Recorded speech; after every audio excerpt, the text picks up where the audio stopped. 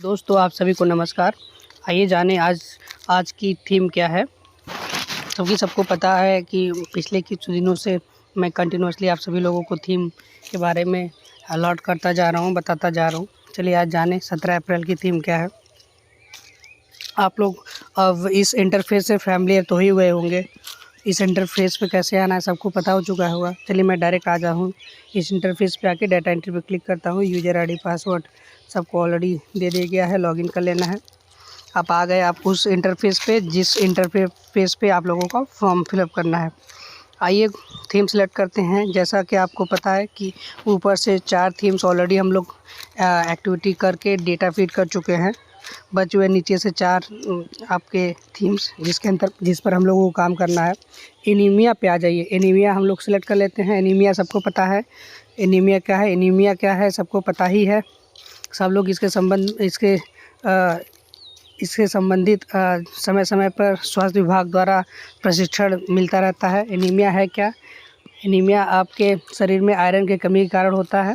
जो आयरन की कमी के कारण आपके ब्लड में हीमोग्लोबिन की कमी होती है, जिसको ब्लड कहते हैं। या फिर साफ तौर पे कहें तो इसका मतलब है खून की अनियमितता या खून की कमी के कारण एनीमिया रोग होते हैं। इसके कई सारे लक्षण हैं, वो सबको पता है, आप लोगों को पता है। आइए एनीमिया से संबंधित थीम सेलेक्ट कर लिया मैंने और ब्लॉक लेवल पे AWC सेलेक्ट कर लिया हम लोगों ने। AWC पे कोई भी सेंटर मैंने सेलेक्ट कर लिया, जैसे अनफॉर्म मैंने सेलेक्ट किया। और इसमें 3 ही एक्टिविटीज़ हैं। आपको 3 एक्टिविटीज़ है, तो इस एक्टिविटी में वो करने क्या है। फर्स्ट एक्टिविटी क्या है? Anaemia camp for children and adults and girls 14 से 18। जो एनीमिया से संबंधित जो है आपको एक कैंप ऑर्गेनाइज करना है। अपने सामुदायिक कैंप कह लीजिए या सामुदायिक रूप से कुछ लोगों को इकट्ठा कर लीजिए, जिसमें प्रेग्नेंट वुमेन हो और आपकी 14 से 18 वर्ष की किशोरियाँ शामिल हो। और दूसरा क्या है? Anaemia camp for pregnant women. जैसे आपको पता ही है कि जो है एनीमिया अक्सर जो है प्रेग्नेंट वुमेन को एनीमिया की इश्यूज़ होते रहते हैं। एनीमिया बीमारी लगभग प्रेग्नेंट वुमेन से होते रहते हैं और एडल्ट गर्ल्स को होते रहते हैं। तो आपको सेलेक्ट में एनीमिया से रिलेटेड कैंप आपको ऑर्गेनाइज़ कर लेना अपने क्षेत्र में, या कुछ लोगों को सामूहिक रूप से बुलाकर एनीमिया के बारे में सूचनाएं या फिर अलॉट करना है, या एनीमिया के बारे में बताना है, समझाना है।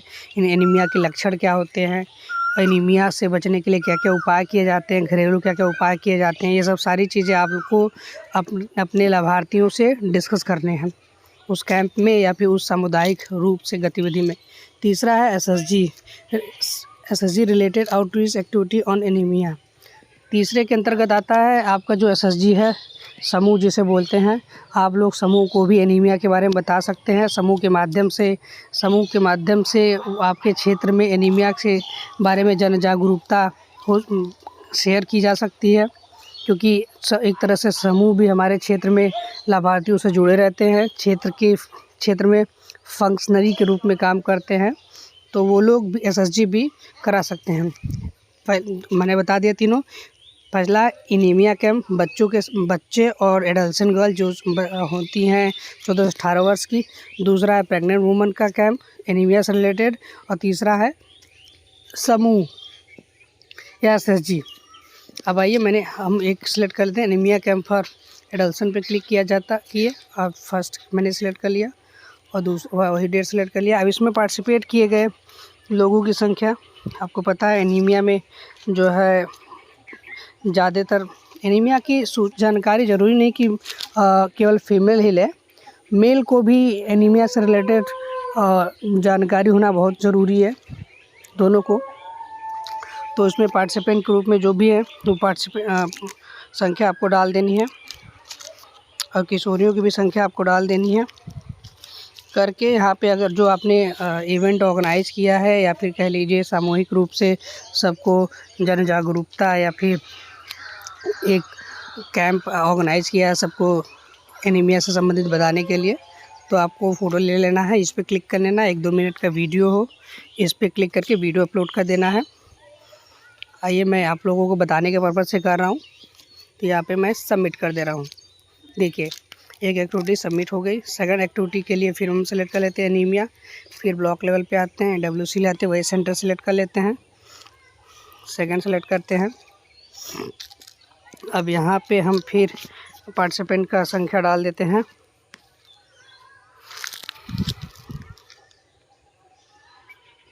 यहाँ पे सेलेक्ट करके सबमिट कर देते हैं। इस प्रकार की आज की गतिविधि यानी 17 अप्रैल की गतिविधि हम लोग गतिविधि का डाटा फीड कर सकते हैं। वीडियो आप लोग ध्यानपूर्वक देखें। इसमें कोई समस्या है, कोई इशू रेज हो तो आप लोग कमेंट बॉक्स में लिख सकते हैं।